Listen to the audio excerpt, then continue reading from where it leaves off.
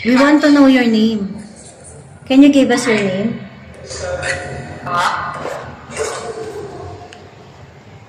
English ba siya naman? Mark! Mark? Sino Mark? Mark. Ha? Mark yung pangalan? Mark, di ba sabi? Mark yung sabi. Ako, ayokong baka isipin nyo, i-invento, pero... Mark talaga pangalan? Mark ang Seryoso? Seryoso. Ayoko lang banggitin yung totoong pangalan. Sinabi Mark eh. Mark nga. Seryoso? Kasi feeling ko, baka may other bracket feeling. So, yan. Putang ina, meron. Wait lang, Chet. May narinig ako dito.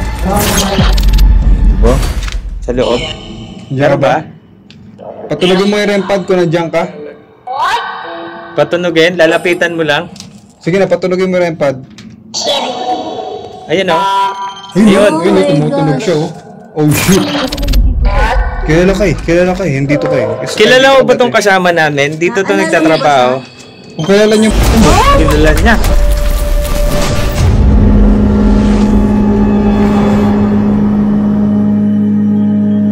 Isang mahigit dekada ng abandonadong hotel na matagal nang nakalimutan.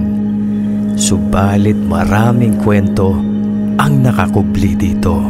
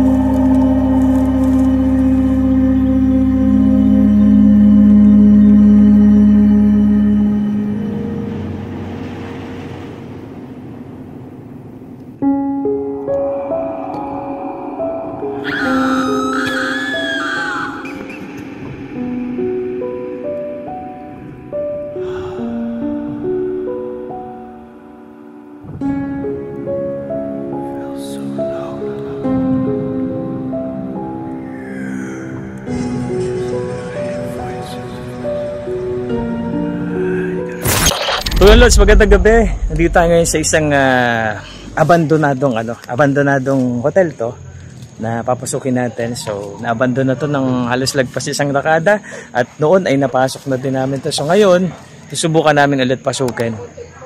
Eto na Tugan Lods. Kung nakakita nyo yan, akitin ko lang ha.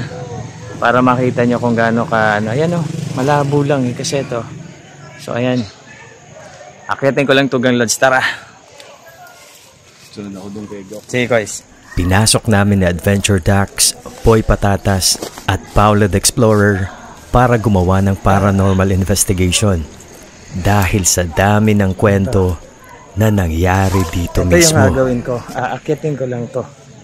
Kasi medyo mataas. Iko. Aray. Medyo ito yung taas niya. So, ayan. Hindi naman. Ito nga Tugang Lods, oh. Kasi kasama natin si Boss Patatas. Tapos si Dax. Ayan, hello. Ayan, oh. Ngayon, pagbabalik natin dito. Nung nakaraan kasi, nilibot namin dalawa to ni Joe. Si Boy Patatas ay dating empleyado ng nasabing hotel, kung kaya marami siyang alam na mga kwento. Nangyari dito. Pero wala siyang kinalaman. Wala siyang kinalaman doon. Nakakaalam lang ng mga... Yun yung kukwento sa atin ni Boy Patatas kung yung mga nangyari dito dati. 2007 dito na ako. Maraming sikat na artista dito na check-in doon. Tapos ang mga hindi ko malilimutan dito, may mga pagkakataon nung ako'y bellboy dito, halo-halo yung trabaho ko. Pero dito na hinila yung paa ng kasama ko. Mga boset, nagpasan tubig, wala man nagbubukas. So, yung isa nagbaril sa sarili. I-blip na lang natin pala yun kasi bawal yan sa YouTube. Yun yung nangyari dito. Yung isa kasi na nagbaril sa sarili, yun, na-depress yun maigi. Yung that time, nakita na lang namin dyan, wala na, agos na yung dugo. Tapos yung pangalawa naman, galing Olonga po yun. Dito nag-check-in. Tapos nagulat na lang din yung mga bellboy, kato kami ng katok. Kasi ang kontrata lang niya, whole night eh. Kinabukasan, kato kami ng katok. Pagbukas namin, yun, nakita namin. Wala na, nakahang na. Nakabigtik. At meron din ditong Saan yun? Meron ditong Lakarin natin. Tara. dito yun, basta naman sa area. Dito sa taas na to. Tapaw, sarap. Tapos meron dyan yung ang isa pang malupit dyan, yung na-exorcist na babae. Meron. Yun ang isa ko yung joke yun. Yung babae, ang tinutino dyan, yung check-in. Pagdating ng asawa niya, nagwawala na yun. Sinapian. Tapos yun, nagkaroon ng mga ganung insidente. After noon, ganun pa rin, patuloy pa rin. Wala nagtatagal dito ng mga panggabi. Pumapanik dyan pag walang tao. Naikwento niya din na ang dating may-ari nito ay mahilig mangolekta ng mga antigo na galing pa sa iba't ibang bansa. Mga figuring tao, galing na ibang bansa. Mga antigo na yun. Antigo yun dito. Tapos may pinakamalaki nga dyan na Indian, may dala siyang reindeer. Yun ang una nagtatagal dyan kasi yung mata daw nung sumusunod. Parang ganun. Kaya ito, itong kwartong to, nung nag-ooperate to hindi ito pinagamit. Sa hindi ko malamang kadahilanan, hindi ito pinagamit. Okay. Pero nga. nung giniba na, nung niyan na to, nag-iba na ng management, yan na, tinanggal na lang. Ito yun. Sige, dito na tayo para sa mismong reception. May daanan May daan dyan? Pero dito lang po yun. May daan pala dito. Di natin to inano Alam mo nung Pagkatapos maibahagi ni Jeff ang mga nangyari sa abandonadong hotel, ay agad naming inakyat ang unang lokasyon kung saan nangyari ang isang nakakatakot na insidente. Magduduwal ka muna. Go ahead. Wow, I'll go ahead. Ay, malamin ako makita dyan sa video. Hindi, sama tayo dapat.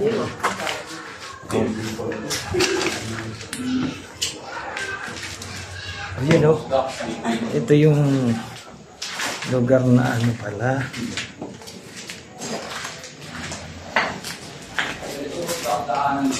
Jeff, ikaw na magawa ka daanan ko.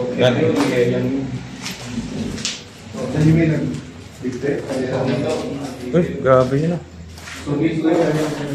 Sinimula namin agad i-set up ang mga daladala naming gamit para umpisahan ang pag-i-investigate.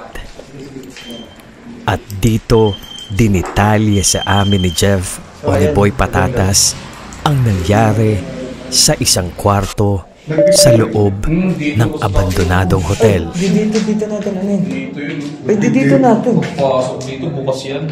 Diyan nakahang. Puta. Lagay mo Jeff dito natin ano. Buka natin dito Talaga dito? Dito mismo? Saan niya tinali? Yan boss, may dating mga kahoy yan. Tapos yung kahoy nakakabit doon sa bakal. May bakal yan noon dyan. Ayan. Doon siya Toilet yan. Ano yun?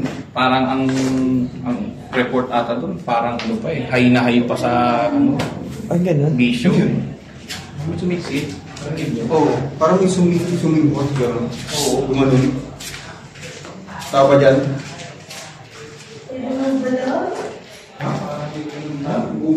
Doon may narinig sila kasi tugang load sa may park na yun.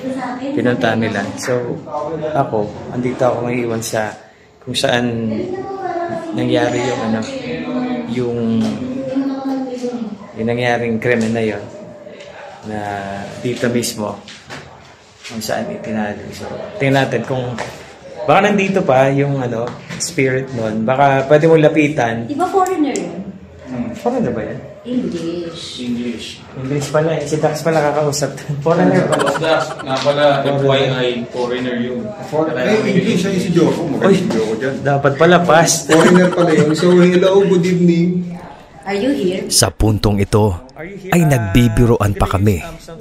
Subalit sa mga susunod na pangyayari ay bigla kaming nagulat. Mag-necro na lang tayo. Baka sumagot siya. Tao dyan. Ano yun?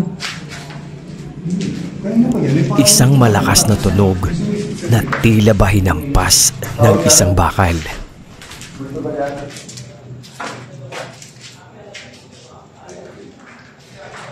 Saan yun? Ano yung tunog na yun? Ay, no. Oh. Hindi siya kaldero or wala naman din tayo dalag ng kaldero na gano'n na tunog. Oo. Nakakaano lang. Para na. siyang tiles na... Hindi parang, ano ko, parang... Iniisip ko eh. Naririnig ko pa yung tunog sa tenga ko. Parang ano? Alam mo yung bakal? Ano meron? Wala naman? Ano meron sa'yo? Narinig niya? Iniisip ko kung ano yung tumunog eh. Hindi, nga lakas eh. Diba? Ano kasi parang, alam mo yun, parang binagsak. Bumalik kami para simulan na ang pagtatanong. Ito kaya, tingnan natin yung ano. Baka Usapin natin, hello? kasapin natin dito sa ano. Buksan ko lang itong ano. Magandang gabi. Parang may sumisingbot. Ha? Parang, ganun yung tunog. Oh? Pero hindi ganun. Tayo yung singot natin. Kanina malakas eh. Parang, ano eh, ganun. Talaga ba? Wait lang, hanapin ko nga yun. Ay, dami na dyan. Baka sumagot natin gamit yung equipment. Yan. So, magagawa tayo ng necrophonic session dito. Kakusapin natin yung mga nagpapanong dito. Or titignan natin kung dito pa ba yung nag-dictate dito sa CR na to. So, dyan daw nakita sa ibang taas. Nakahang na lang siya. Yan. Bali, alam ni Boy Patatas yung kwento kasi dito siya nag-work before. Naabutan niyo yung... Nandito siya nag-work yung time na yun.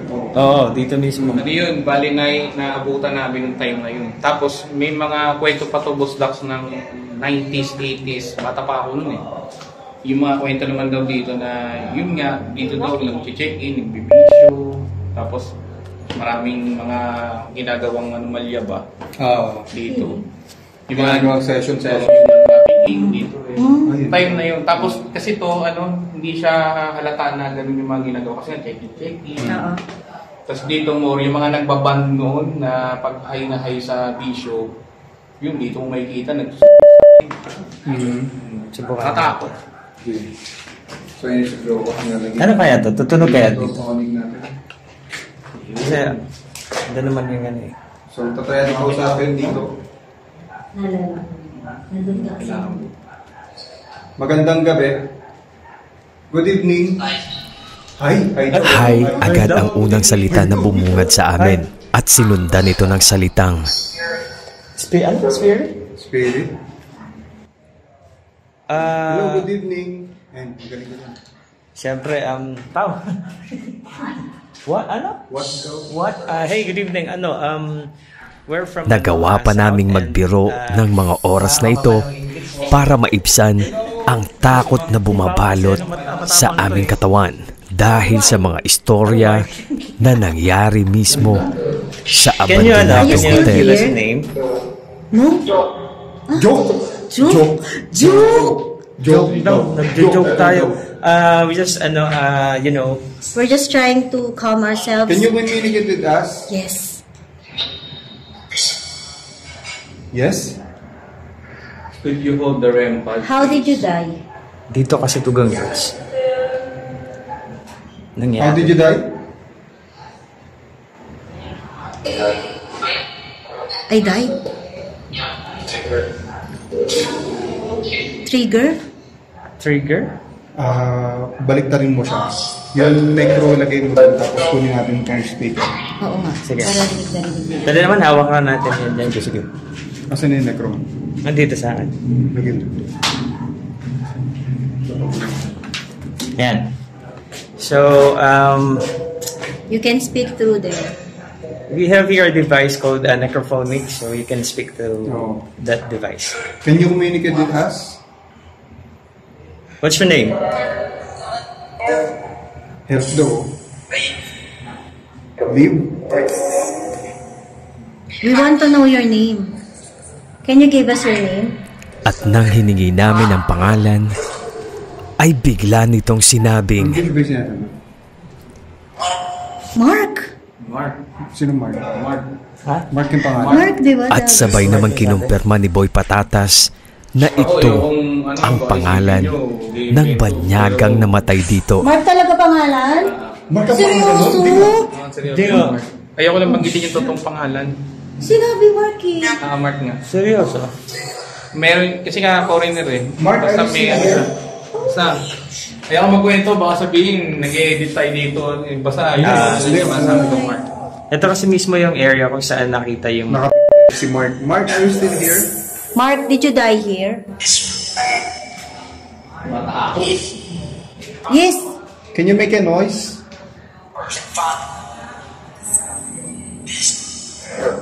No? Puro English, no? Please hold the rampart for us. Oh. Mr. Mark? Can you tell us how you die? Is that you, Mark?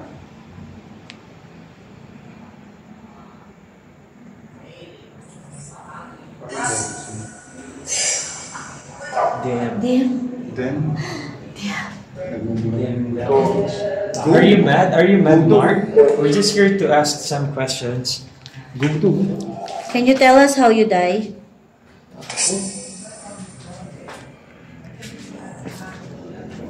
Nakita mo siya mismo at nakapigtiyan. Gusto kita mo mismo dito mismo. Oh, totoo. Kasi ganito yan eh. Itong lugar na to, Nakita niyo mismo yung relax natin na para malinaw. Sige, Ray. Okay. Ito kasi boss, room yan, pinto yan.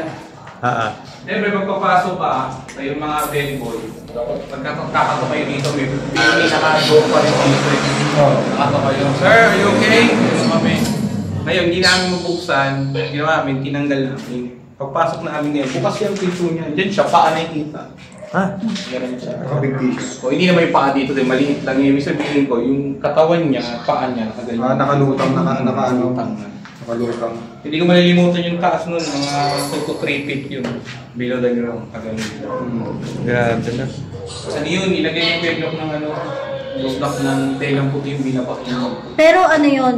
Pinatay niya sarili niya o baka may pumatay sa kanya? Hindi, siya lang dito. Siya lang talaga. Siya lang talaga.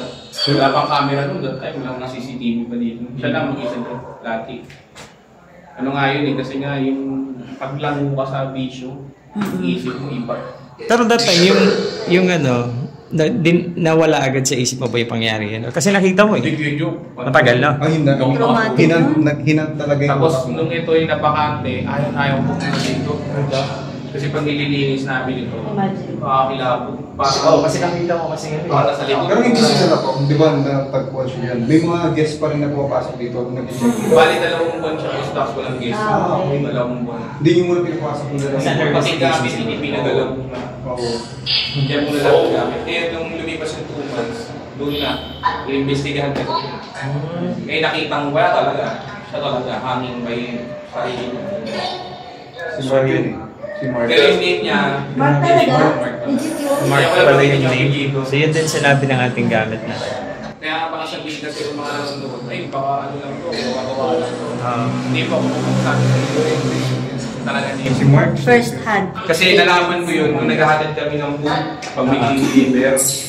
Sabi ko, sir, I don't know your name eh. You can call me Mark. Sabi. Pero Abangan ang nakakakilabot na investigation na ginawa namin sa kabilang building ng abandonadong hotel. Putang ina meron. Wait lang Jack, may narinig ako dito. Patulogin mo yung REM pad ko, nandiyan ka. Patunogin, lalapitan mo lang. Sige na, patulogin mo yung REM pad. Ayun o. Ayun, tumutulog siya oh. Oh shit.